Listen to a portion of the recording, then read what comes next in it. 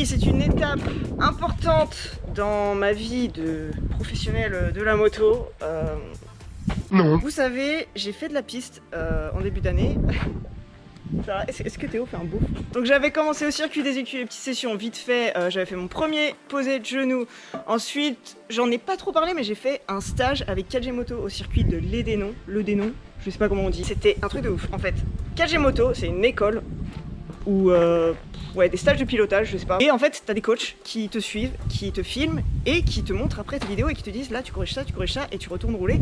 Et au fur et à mesure de la journée, et ben tu progresses de malade. Et du coup maintenant à chaque fois que je vais sur un circuit, bah tu vois, j'arrive à peu près à m'amuser. Excusez-moi si je parle vite, mais je suis très pressée de commencer le bricolage de cette moto. Est-ce que vous vous rappelez aussi de ma GSX-R, ma première GSX-R? J'avais mis un post sur Instagram il y a exactement 1 an et demi je crois, où j'avais ouvert son cadre en deux.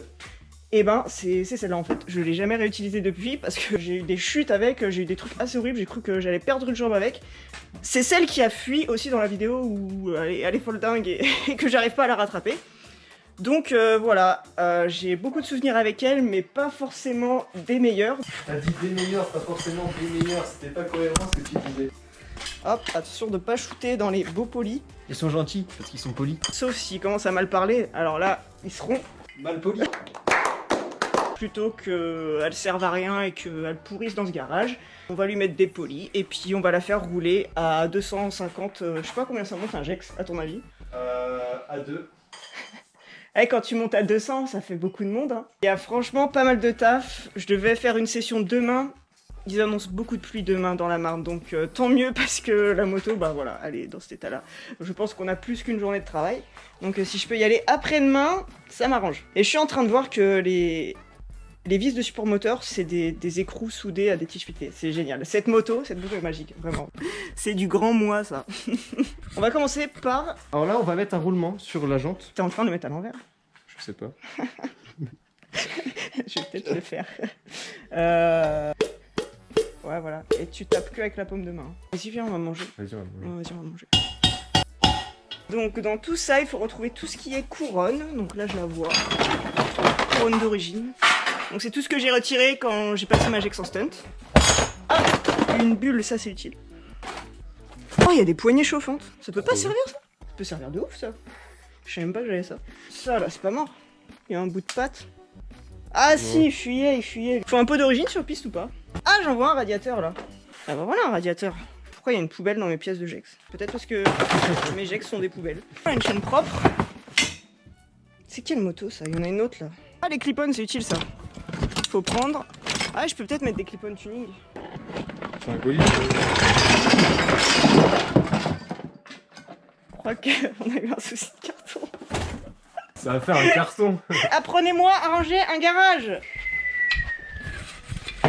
Donc oui, j'avais essayé de mettre des cornets. J'avais pas de place pour passer mes câbles à cause de la boîte à air. Et je me suis dit, tiens, je vais mettre des cornets, ça prend pas de place. Il y a monsieur Mike Jensen, le champion du monde, il a ça. Et du coup, ça doit te rendre meilleur.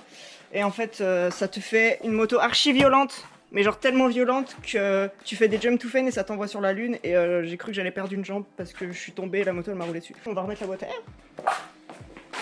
Et puis on risque au moins de mourir. On va remettre ce réservoir tout d'origine. Parce que je vais pas faire des spreaders à 200 sur les circuits.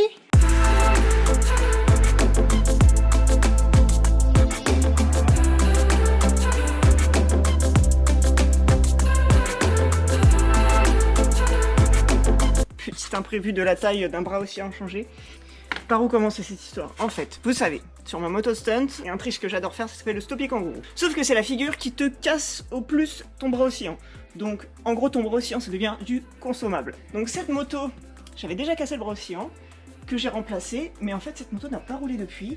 Et maintenant, je me rends compte que j'ai monté le mauvais bras oscillant sur cette moto. L'amortisseur est pareil, tout est pareil. Pourquoi ce bras oscillant a juste la platine de frein qui est différente? Celui qui je vous comprends pas des fois.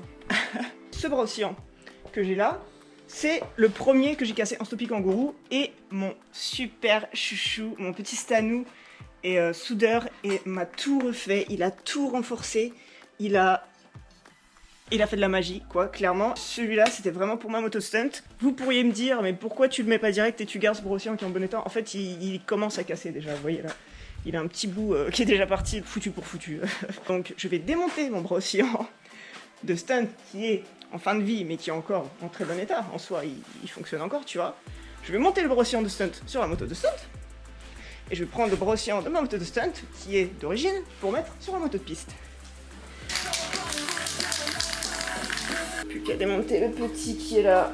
On remet celui qui vient de se faire peindre. Ensuite on démonte celui qui est là-bas, par là-bas, là. Voilà, on sera bien. Cette caméra est très basse. Bon allez, je me dépêche parce que là on n'a pas le temps. Quand tu fais pas beaucoup de mécanique et que t'en arrives à acheter cet outil, tu vois, parce que quand même du bras oscillant t'en change.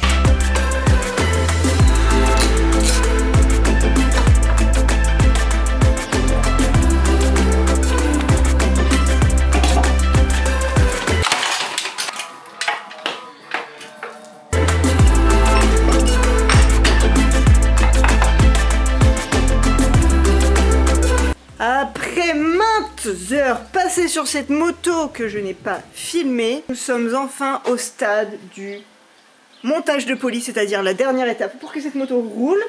Et tout se passait bien jusqu'à ce que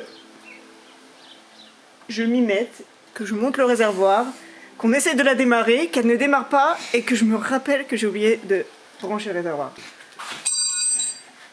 Tu peux te dépêcher s'il te plaît? Ouais, attends, bouge pas. Voilà, le verdict. Attention. Premier démarrage.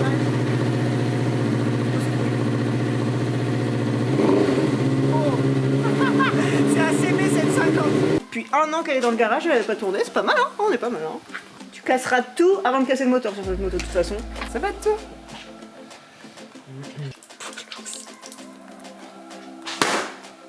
Ça paraît simple, hein, et puis c'est simple en fait.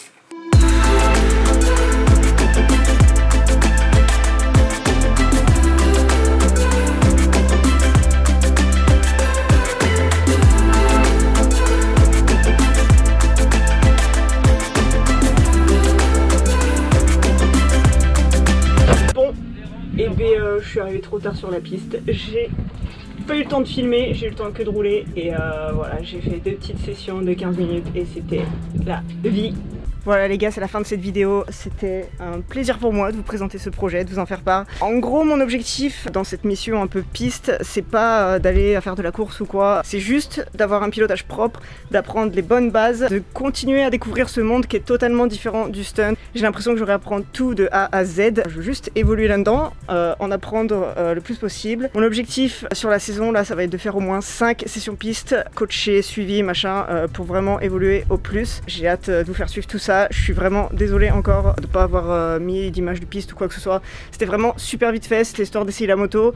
Elle marche nickel, donc ça c'était le principal. Sur ce, à plus dans cette prochaine vidéo piste. Prenez soin de vous, bye!